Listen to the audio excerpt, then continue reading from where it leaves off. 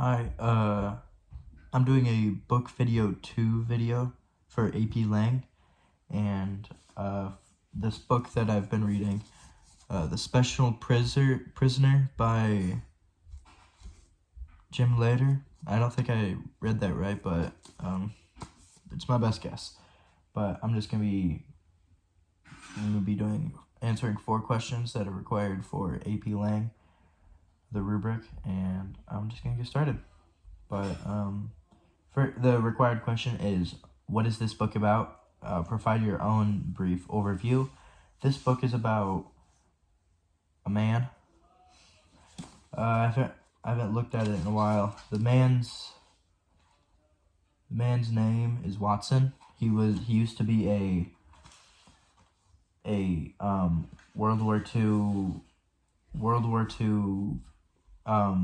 veteran, or World War II. He used to fight for World War II, and he, at the beginning of the book, it tells us about his time as a POW. It tells us about his time as a POW, and every other chapter it switches back and forth from being a POW to now, to current time, and eventually it just ends up being current time. I'm not sure what chapter that is though, but it does switch back and forth in the beginning, but then eventually it stops and just goes to current time. But in the beginning it's talking about his time as a POW, and while this is happening, he is following his what he thinks to be his old captor in World War II, the person that beat him in the prisoner of war camps, and he's following the man to his hotel, and he confronts the man. Who is to be believed by Watson to be the man who beat him as a POW. And in the middle of the book, he kills the man. He is a pastor, by the way. He is a pastor. He kills the man. He turns himself in because he realized what he did is wrong. He keeps saying that anger, or that there is no right doing. There is no reason for his actions. He says that anger and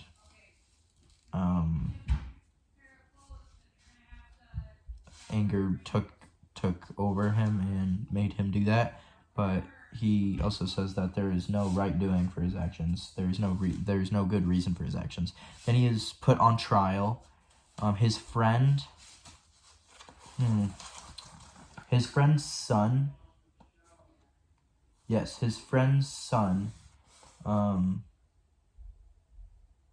Henry. His friend's son Henry is a lawyer and helps Watson with the trial, but in the end they do lose, and he does go to prison. He's only in there, I think it said 30 days, and then he passes away overnight. And the last line says,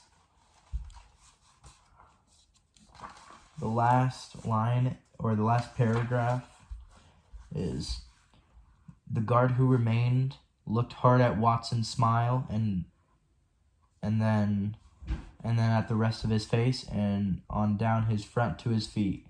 He turned the body to one side, then to another, searching for blood or some sign of violence. There wasn't a mark on him, which is showing that he died peacefully in his sleep. And that is answering question 1 now, or the required question. I will now be answering question 1. What I like about the book. I really like how in the beginning, how the author, Mr. Later, I'm going to keep saying that wrong throughout this entire video, but he keeps switching back and forth between two not two perspectives because it's the same person, but two different stories, because they're not really different stories, but they are different timelines. I like how he does that, because with whatever he is doing in the POW has something to do with current timeline. It's like it kind of lines up. It's in a way, and I also really like how they sent him, how Jim, how he put that he was sent to prison and didn't make a fiction that it all ends up happy in the end.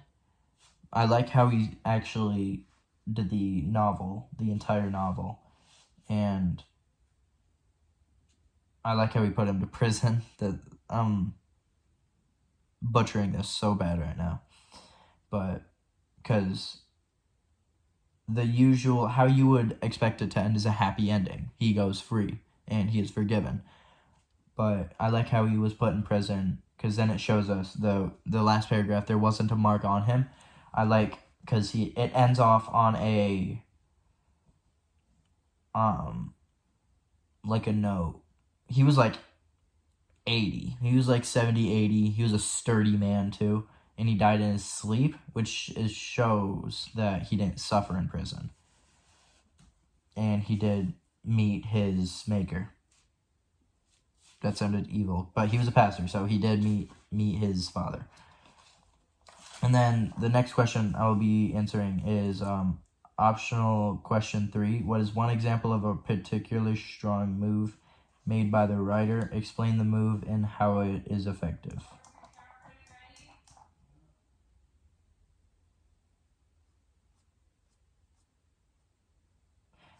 Next question I'm going to answer is, what does this book teach you, which is optional question 4.